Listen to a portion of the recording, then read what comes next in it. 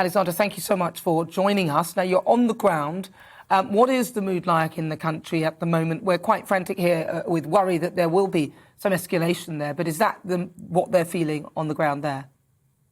Hi, Nana. Thank you for your questions.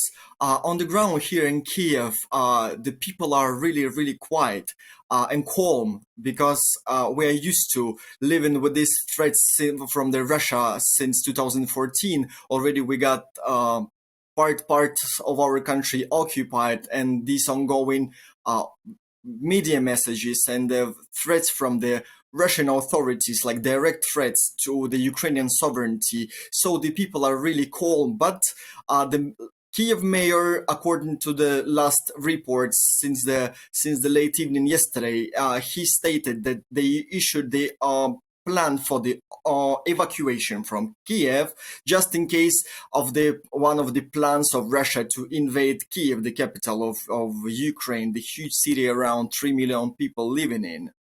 So we are ready. They have buses ready, they have routes ready, they have everything prepared, and the bomb shelters as well everywhere, like in every district here in Kyiv has it. But just recently, 2 hours ago, the huge rally ended. They call it Unity March. The Ukrainians, they want to show that they are not scary of Russia and scary of the Putin threats. So they marched through the Kyiv downtown, a central part of the Kyiv, and the crowd was like was spread few blocks for the few blocks. Mm-hmm. Yes, so their people are really, really calm here, basically. So people are still calm. Are they taking this threat seriously? Because you did say that obviously this has been going on, for tensions have been high for at least 8 years. Does this feel different to what's been happening previously?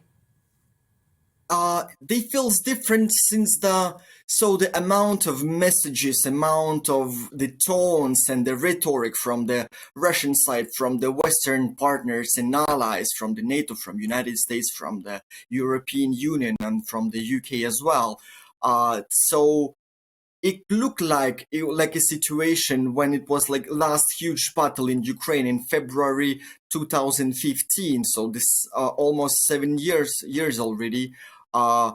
The tension is quite feels the same, and the air is electrized full of electricity. But still, Ukrainians since the 7 years, they are well prepared. They are different people. They change their mindset, and they are really used to those threats. So Ukrainians don't even go to the supermarkets and grab everything. No, everything. I was just in the morning for my groceries. Everything is full. So no panic scene at all. Yeah, well, that's good to hear that there's no panic at the moment. And what about you yourself? How are you feeling about this? Are you nervous? Oh no, I'm not nervous. I was born in Donetsk, in the Donbass, so the biggest city in the eastern Ukraine. So when I witnessed the Russian invasion, like since the very first day over there, and I stayed in a town for around 2 months.